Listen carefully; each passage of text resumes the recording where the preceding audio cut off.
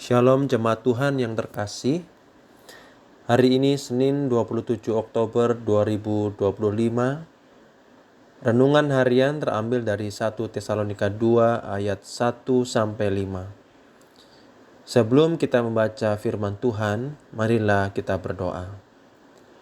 Bapa Surgawi penuh kasih, pagi ini kami menaikkan syukur atas perkenanan-Mu, sehingga kami bisa menikmati hari ini dengan kesehatan. Saat ini kami akan merenungkan firman-Mu. Tuhan, tolonglah kami untuk memahami dan melakukannya. Dalam nama Tuhan Yesus kami berdoa. Amin. Firman Tuhan dari 1 Tesalonika 2 ayat 1 sampai 5. Demikian firman Tuhan. Kamu sendiri pun memang tahu, saudara-saudara, bahwa kedatangan kami di antaramu tidaklah sia-sia. Tetapi sungguh pun kami sebelumnya, seperti kamu tahu, telah dianiaya dan dihina di Filipi. Namun dengan pertolongan Allah kita, kami beroleh keberanian untuk memberitakan Injil Allah kepada kamu dalam perjuangan yang berat. Sebab nasihat kami tidak lahir dari kesesatan atau dari maksud yang tidak murni dan juga tidak disertai tipu daya.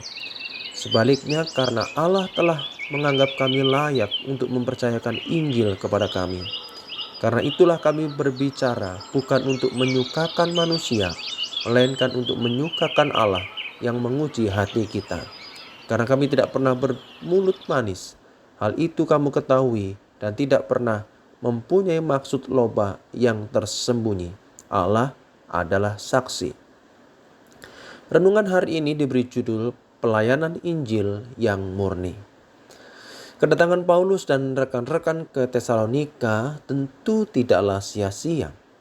Injil itu masuk dan diterima walaupun tantangan dan penderitaan yang berat. Sama seperti jemaat yang mengalami penganiayaan. Tetapi terpujilah Tuhan karena pertolongan Allah yang tentu memampukan Paulus, bahkan jemaat, untuk menerima Injil itu.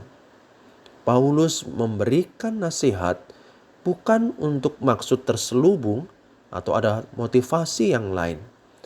Tetapi Allah lah yang melayakkan mereka untuk menyampaikan Injil kepada jemaat Tesalonika. Kami berbicara bukan untuk menyukakan manusia. Nah, dalam hal ini, tantangan yang berat supaya Injil masuk dan diterima. Bisa saja Paulus dan kawan-kawan menambahi agenda tersebut atau menjanjikan sesuatu supaya Injil dapat secara mulus masuk di Tesalonika. Tetapi Paulus tegas mengatakan, bukan untuk menyukakan manusia, tetapi untuk menyukakan Allah yang menguji hati kita. Pernyataan Paulus adalah benar. Saksinya adalah Allah yang menguji hati. Silakan jika ada keraguan. Tetapi motivasi Paulus satu, untuk menyukakan Tuhan dan untuk memberitakan Injil semata. Tidak ada agenda lain. Seperti yang dinyatakan, kami tidak pernah bermulut manis untuk mencari keuntungan.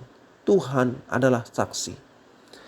Lalu, apa yang dapat kita pelajari, Bapak Ibu Saudara, dari kisah Paulus dan kawan-kawan memberitakan Injil di Tesalonika?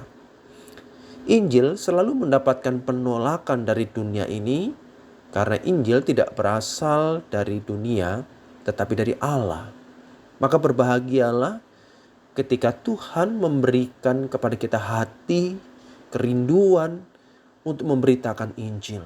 Dan mohonlah agar Roh Kudus memberi kepada kita keberanian memberitakan Injil sekalipun ada penolakan dari orang-orang yang kita beritakan. Kedua, Injil masuk di tengah penderitaan yang berat. Apakah hal ini mudah? Tentu tidak. Tetapi justru di tengah situasi inilah iman akan muncul seperti emas. Hal itu dibuktikan dengan kredibilitas jemaat Tesalonika yang turut ambil bagian dalam pelayanan diakonia untuk jemaat di Yerusalem. Tentu hal ini sangat berbeda dengan jemaat Korintus.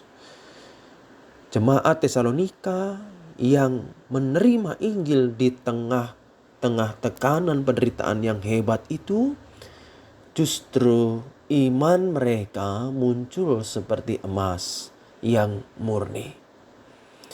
Pelayanan Injil memiliki motivasi hanya menyukakan Allah.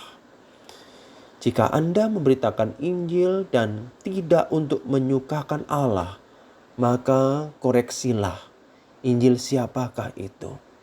Marilah kita jalani hari ini dengan digerakkan oleh Injil dan dengan satu pertanyaan, apakah hidup saya menyukakan hati Allah?